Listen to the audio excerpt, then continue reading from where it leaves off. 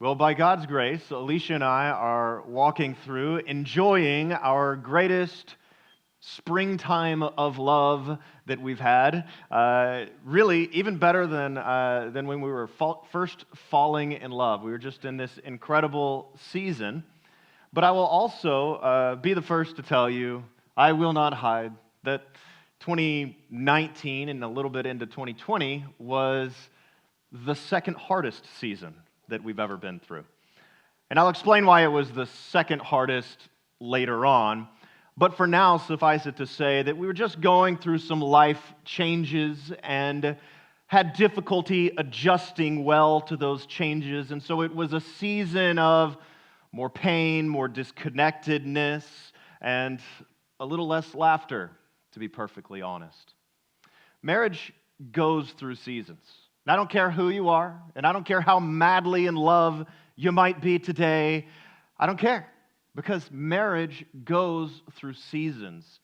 And today what I want to talk about is I want to share with you how Alicia and I got through that winter season and just some of our winter seasons, and how you can do the same. And I want to do that by looking at the winter season that Solomon went through with his wife. Her name is Shulamith. We're going to be in the Song of Solomon. This is all part of the series called A Love for All Seasons. Our focus is on building and cultivating a love that lasts. And the Song of Solomon is a book that is dedicated to this subject, dedicated to love and romance. And so we're going to be in chapter 6. You can turn there. We'll also have the words up on the screen. But first, to give you a little bit of context and where we're at in the story. Last week, for those of you who missed it, or those of you who were here and forgot it, last week we saw in chapter 5 that Solomon and Shulamith, their winter season began. It was this sort of cold and dark season of separation, not physical, literal separation, but an emotional separation, an emotional coldness, and it results in a great deal of pain in the marriage. But as we saw last week, Shulamith reaches out to her friends to help her with this conflict, and because of the help of her friends, a light turns on and hope begins to enter into the marriage. And we explored all the ramifications and what that looks like last week. But the journey of resolving these differences continues into this week. The friends are continuing to help Shulamith out, just like they began the passage last week with a question. The friends will begin again this week with a question. These friends are called in the story. It's a story, but it's also a song, and they're called the Daughters of Jerusalem. And so we'll begin by hearing this question that they ask, and it's a song, so it's very figurative, very much metaphorical language. We'll unpack that as we go. Love for all seasons. Let's read. The friends say, "Where has your beloved gone, O most beautiful among women? Where has your beloved turned, that we may seek him with you?" "My beloved has gone down to his garden," says the woman, "to the beds of spices, to graze in the gardens, and to gather lilies. I am my beloved's, and my beloved is mine. He grazes among the lilies." And now, for the first time in some time, the man enters back into the scene. He says, "You are beautiful as Tirzah," that would become capital in the northern kingdom. "My love, lovely as Jerusalem, awesome as an army with banners. Turn away your eyes from me, for they overwhelm me. Your hair is like a flock of goats leaping down the slopes of Gilead. Your teeth are like a flock of ewes that have come up from the washing. All of them bear twins. Not one of them has lost its young. Your cheeks are like halves of a pomegranate behind your veil. There are 60 queens and 80 concubines," basically kind of secondary wives, "and virgins without number.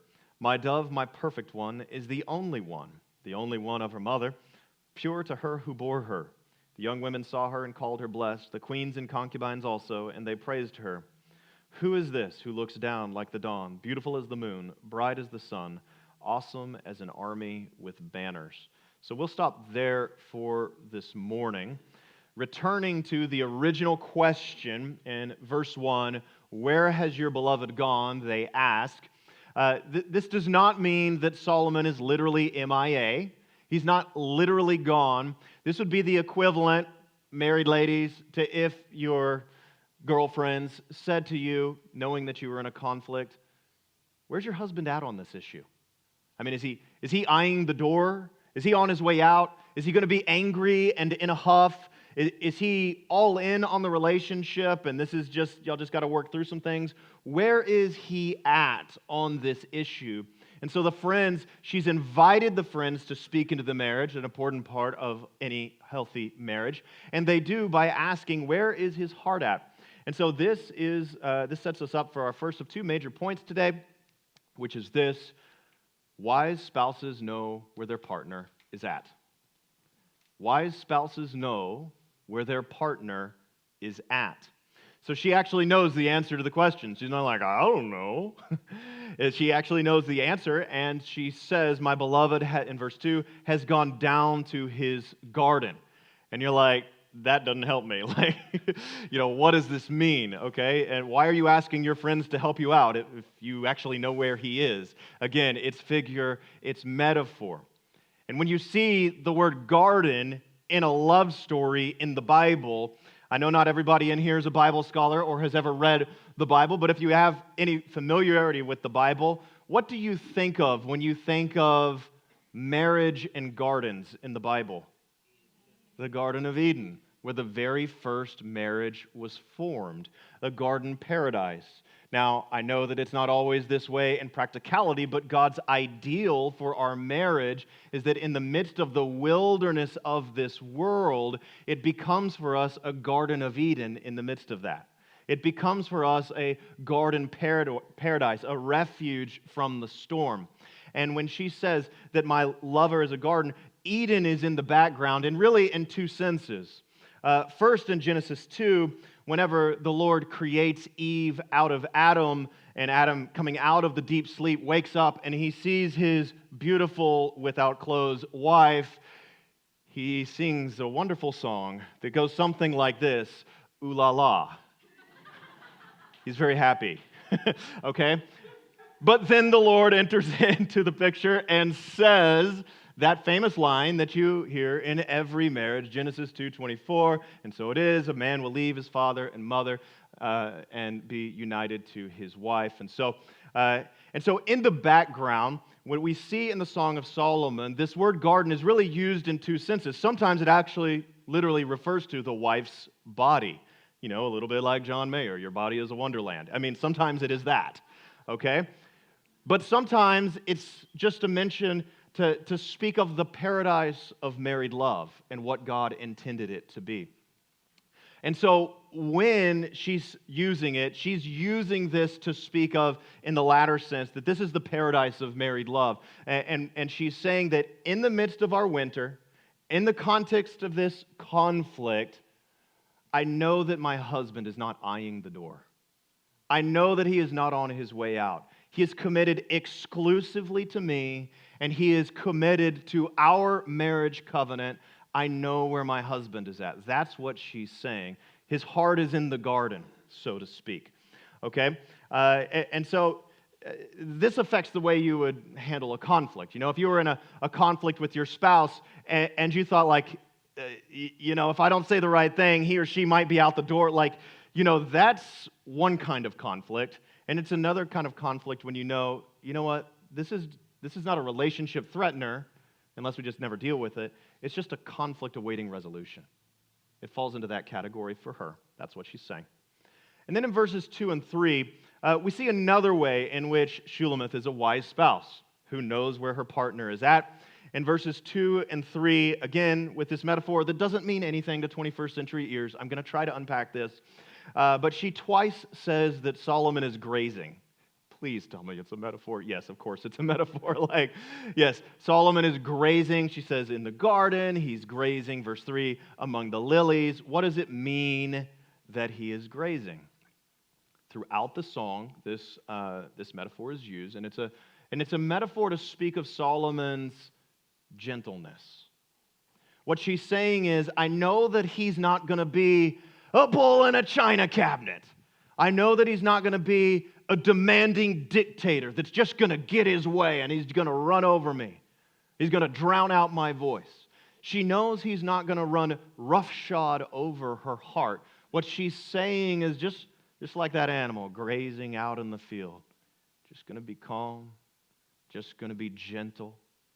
And so, putting all of this together, what she's saying is, I know that reconciliation is around the corner.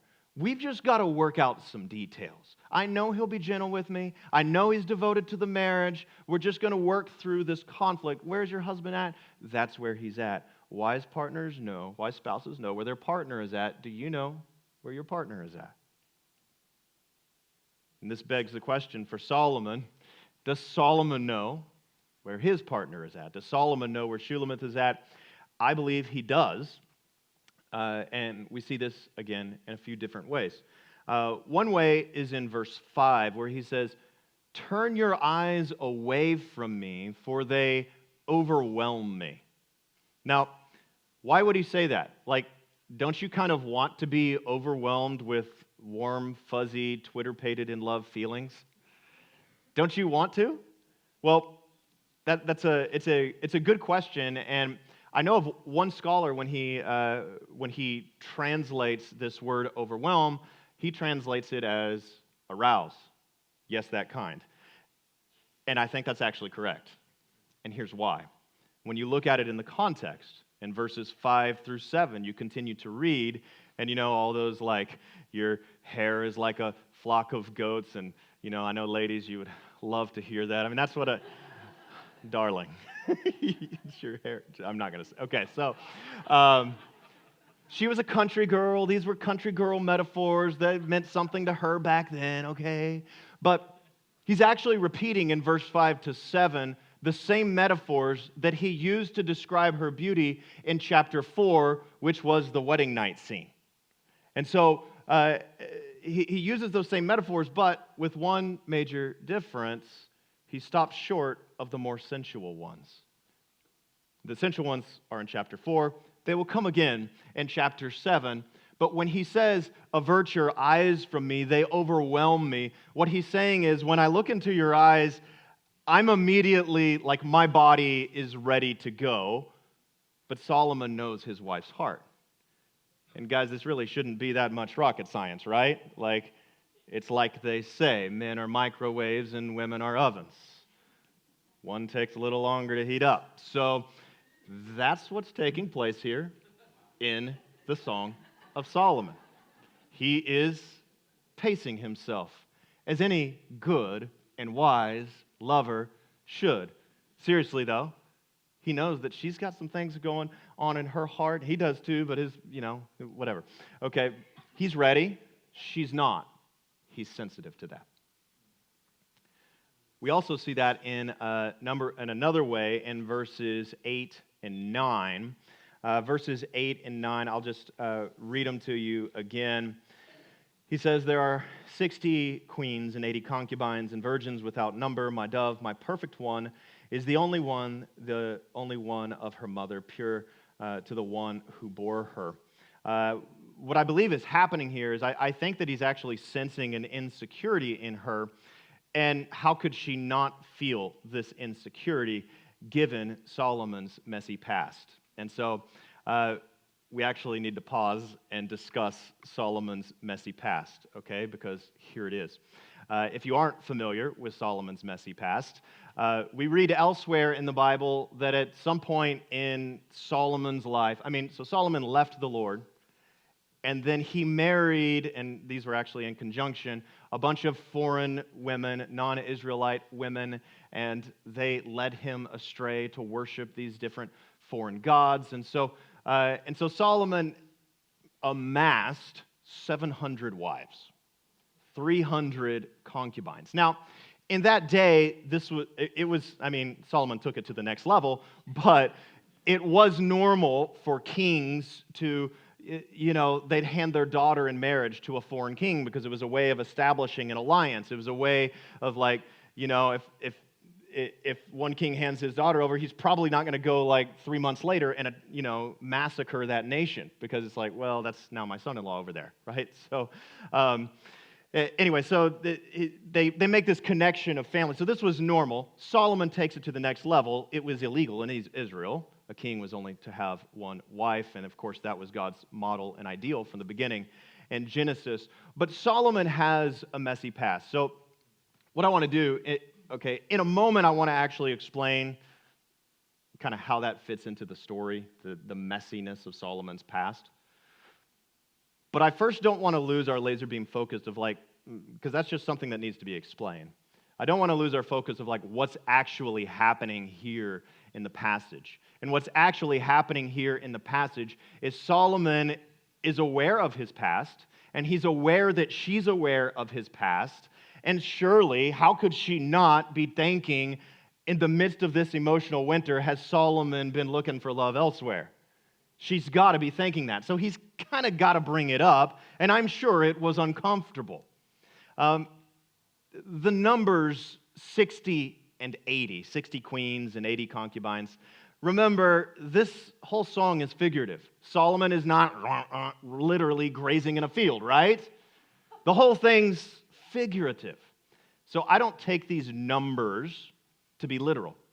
In fact, we'll see how good you guys are at patterns, okay? 60 blank 80. What goes in the blank? 70. He skips 70. We saw last week that 7 and 10 are the two biblical numbers of completion. I believe what Solomon is doing is that he is poetically communicating, hey, I know, yes, I have a past, and there are all of these other women, but all of them are inadequate, and they are nothing next to you, 70, next to you, my perfect one. And in fact, verse 9, I think, confirms that interpretation because he literally refers to her as my perfect one. What he's trying to say is the harshness of the winter didn't drive me to these other women. You're my one and only. That's what I believe he's saying. So I believe he's, as a good spouse, as a good partner, knowing where his partner is at and comforting her insecurities. He's not just jumping in. He's not just okay, that's good, we're good, let's go. No, I mean, he's going to be patient, and he's going to be gentle, and he's going to comfort her. Okay, so now let's talk a little bit, because we must, about his messy past.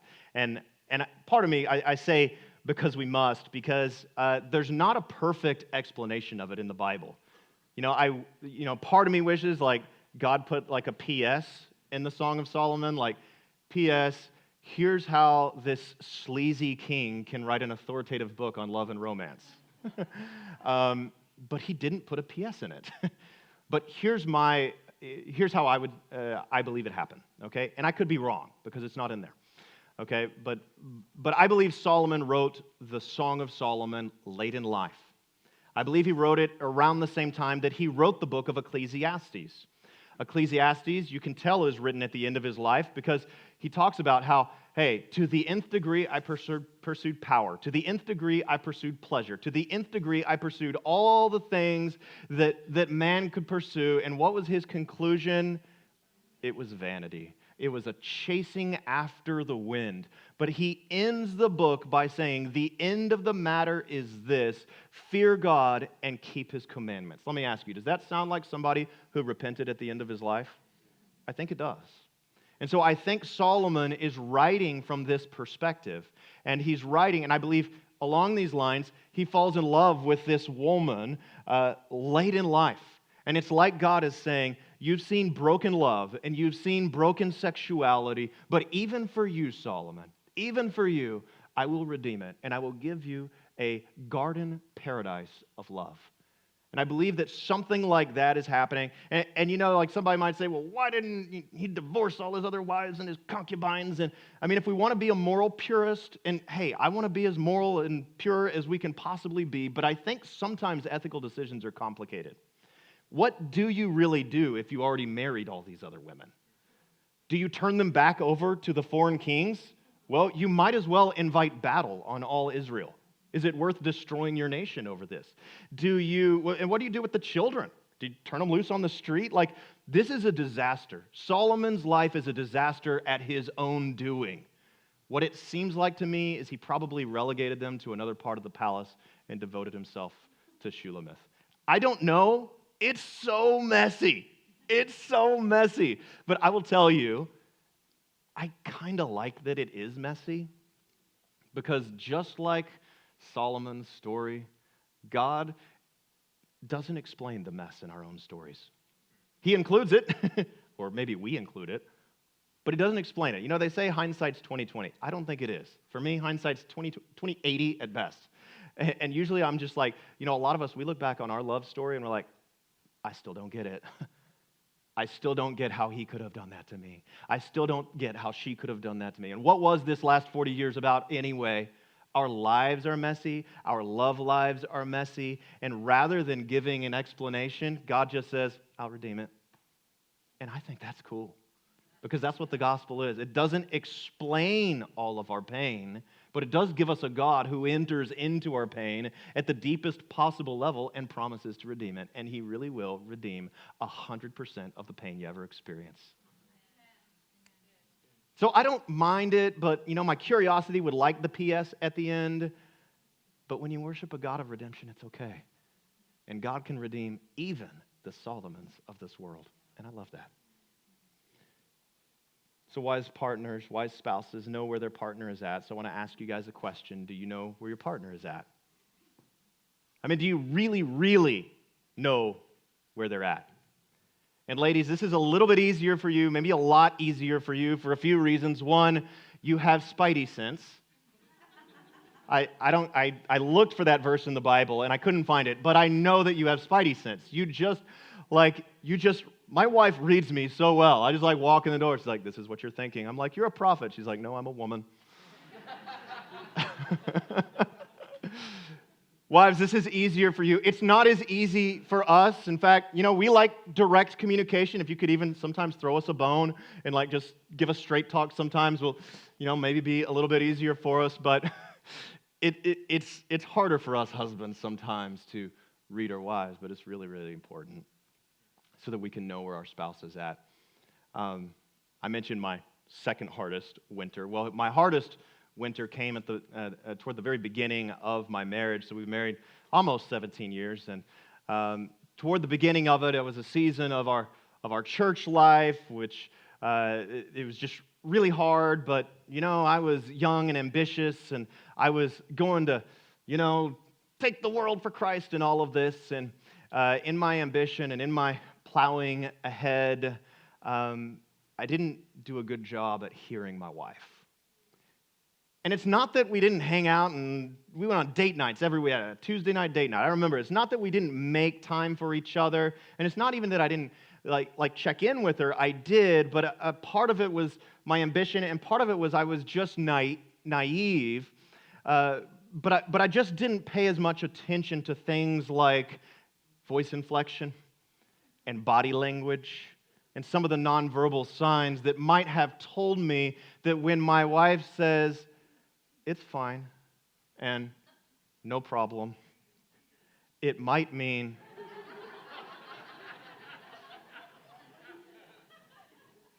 I'm hurting and I need help. If I asked better questions, if I was just more curious, well, that ambition and that sort of naive way of being married kind of blew up in my face at one point, and Alicia and I had the hardest conversation I've ever had in my life. And it was just a really hard conversation, but hard season that we walked through, but we learned some things from that.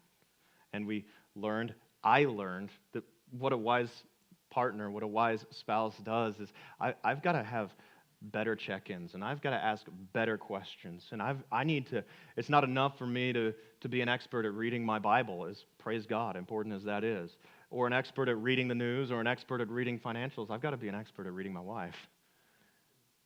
And last week, so now one of the changes and one of the things that we do is every morning over coffee, we'll spend a half hour or more just checking in over everything. And we talk about shallow things, deep things, dreams, the day. I mean, we talk about everything. And I think it was this week, you know, all the things. I'm fine, we're good, you know, it's good. But I don't know, something seemed not quite right. And I said to her, you seem restless this morning.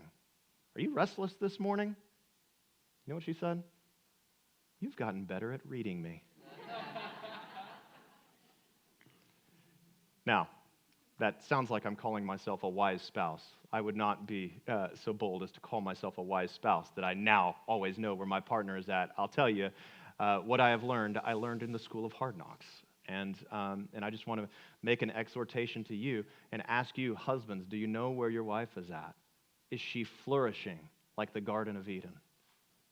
Wives, do you know where your husband is at? Is he flourishing at a deep level, at a deep emotional level?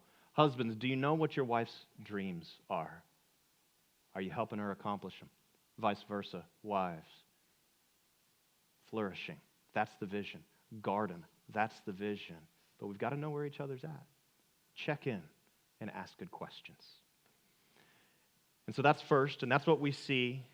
And again in the passage where we see this is the opening question, which frames the central purpose of this section. Where is he at? He's here. And she knows, and he knows where she's at too. And they treat each other accordingly. We got to know where our partner's at. That's number one. Number two, wise spouses build a warm history together. Wise spouses build a warm history together. I want you to think about Adam and Eve in that first marriage when they're expelled from the garden and they experience that first winter season together. I mean, what would you think if you've been living in a tropical paradise, like you don't need coats or anything, right? And suddenly winter and snowfall, like, what do you think? I mean, a week into the snowstorm, you've got to be like, is this forever? I think it's forever. And then springtime comes, you're like, what is happening? Okay? Now, translate that into marriage. It's the same way. When you haven't walked through the different season, it's a shocker. You go into that first winter and you're like, is this forever? They're right, marriage is hard, okay? But then you get through that season and you experience another springtime, and it helps you see that part of the purpose of winter is that just like in the natural world, we might burrow the roots of our love deeper, that we might have more robust springtimes, so that the future springtimes of our love are better and better and better with time.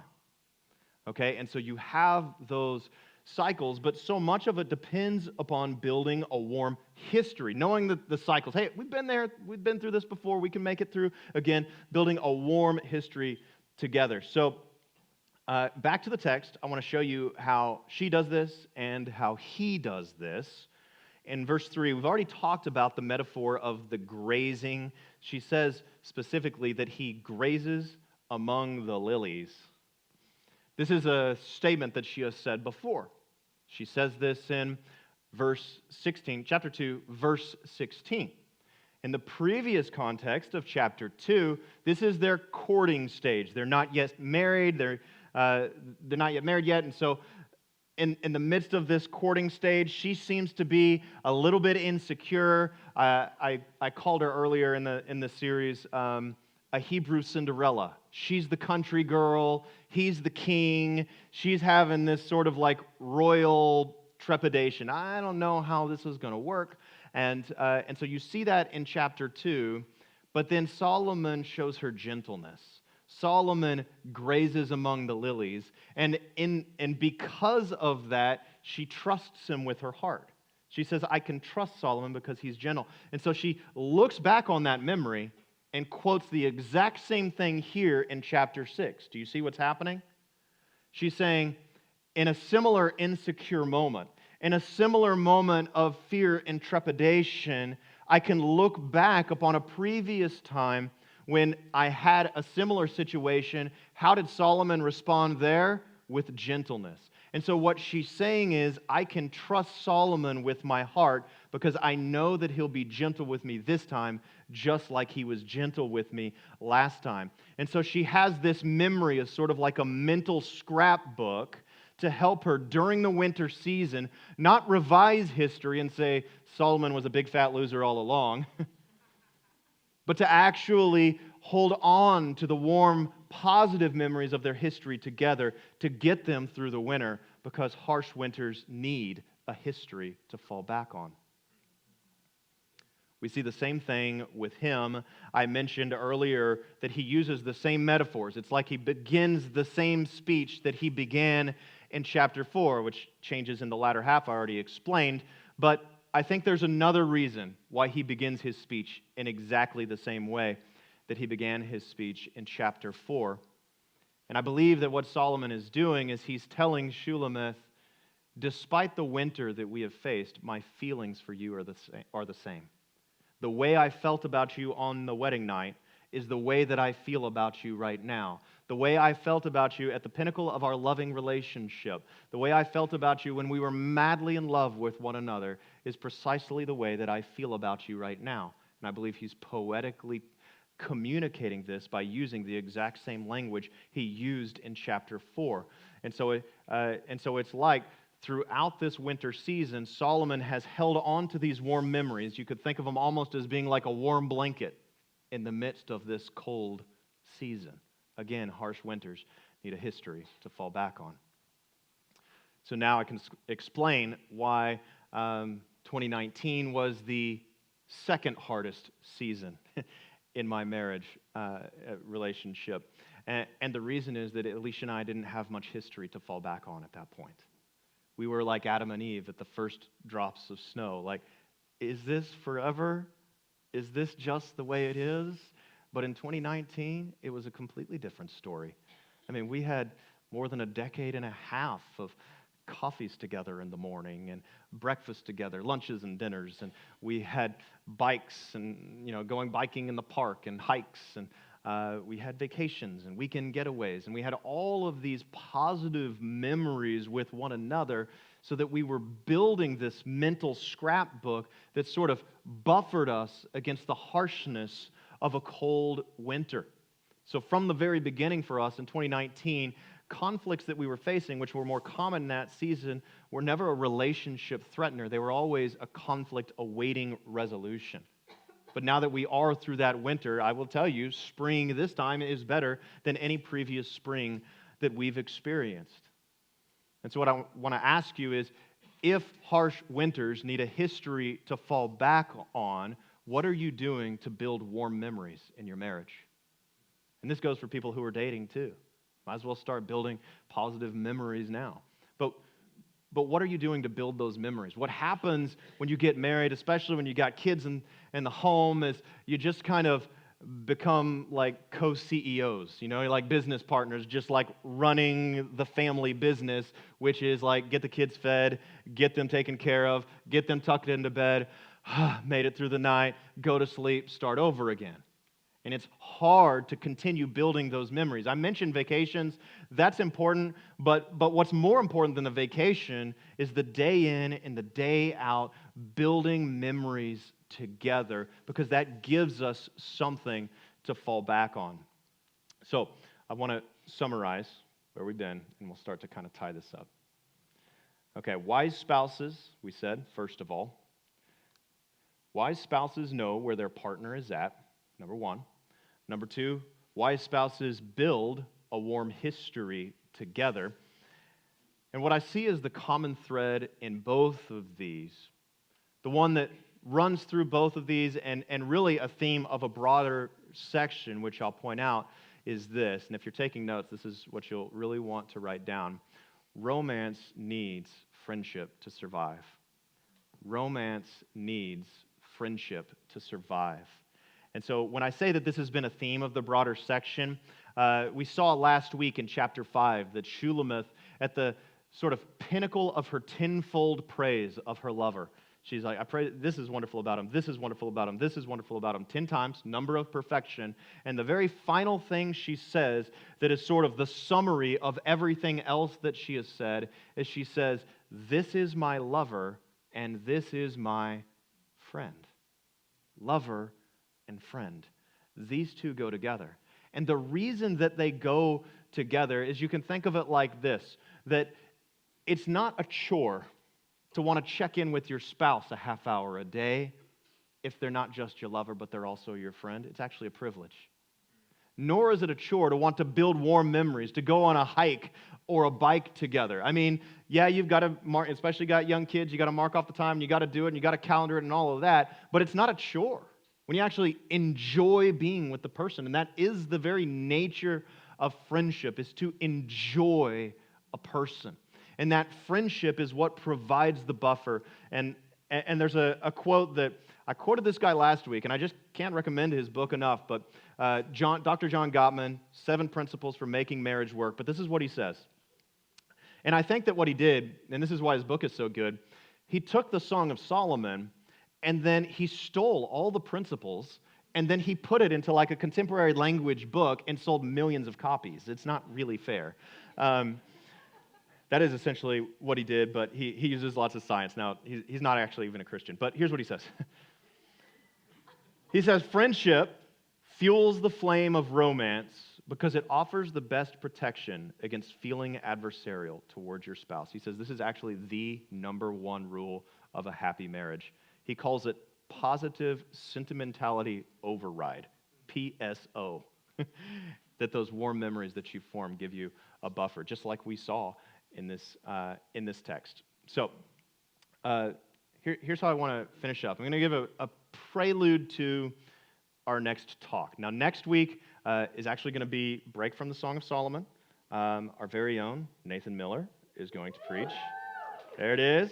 Okay, we're going to take a 1-week break from Song of Solomon. So the week after that is the reconciliation scene.